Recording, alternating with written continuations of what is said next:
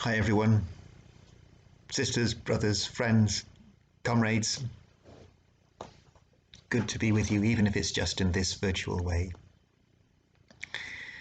Don't know how you're feeling right now, whether you're feeling hopeful or you're feeling upbeat, or you're feeling fed up, or you're feeling sad or mad or afraid. You feel like strangling someone. Know that God is alongside you, holding you in all of that emotion, in all of this mess. It took me so long in my Christian journey to realize that God is alongside me. God is alongside us. However we feel, like God is alongside me when I'm feeling dead holy, and He's with me, hasn't gone anywhere when my heart has turned to stone. My feelings come up and go up and down, but God abides, God remains. As the great Martin Laird will tell you, God does not know how to be absent. He simply doesn't know how to do it. God does not know how to be absent from you. Just want to share with you a few thoughts, reflections about our gospel for this Sunday. And it's from John chapter 11. It's the gospel for the 5th Sunday of Lent this year, Passion Sunday, and it's the story of Jesus going to the village of Mary and Martha and a very dead Lazarus. I'll put the gospel text on our Facebook page and on my blog. I can email it to you. So read it first, and here's just a few things that have spoken to me in this gospel. So I want to start off by sharing with you a story that Bishop David Wilborn shared with us when he was in the diocese. Bishop David Wilborn, he was assistant bishop here a few years ago. And he told us a story about a friend of his who became a brilliant priest after he died. Yeah. As a youngster, this friend suffered a severe heart attack and the doctors pronounced him dead. And in this heart-dead state, he felt himself being drawn into a presence that was awesome, that was compassion, that was light, and he recognized this presence as the living presence of Christ. He recognized that it was Christ because Jesus held up his hands and he could see the nail marks. There in the presence of Jesus, he sensed that he still had work to do in this world, and he felt Christ turning him around and pushing him back into this life. It was like a jolt, and he woke up, and he scared the daylights out of the porter who'd covered him with a sheet.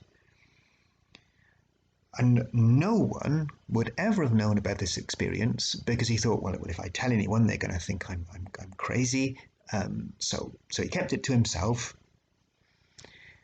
until years later, as a priest, he was sat alongside two grieving parents, and their grief was so overwhelming, and not knowing what else to say, he said to them, look, I have never told anyone this, but I want to tell you what happened to me, because I want you to know that after death there is nothing to be afraid of, because there is love, because there is Jesus.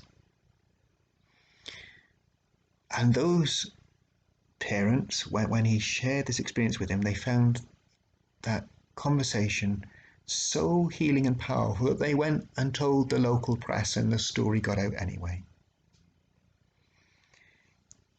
The story that the church tries to tell, that love is literally stronger than death, is going to get out there with or without us. Jesus Christ is the resurrection and the life we hear in our gospel for this Sunday, and he calls you and he claims you, and no matter how dead or hopeless things might seem in your life, there is no place, there is no situation where he cannot be and where he cannot come. In our gospel story, when Jesus hears that his friend Lazarus is dangerously unwell, he pauses, and there is layers to this pause. Like Lazarus and his sisters, Mary and Martha, live in Bethany, a Judean village. And the last time Jesus was in Judea, the authorities tried to stone him. So when the disciples think about going to Judea, they think, no, Judea, let's not go there. But it's not an option. There is no place where Jesus will not be. When Jesus arrives in Bethany, he finds Mary and Martha weeping and Lazarus already dead. And so Jesus weeps.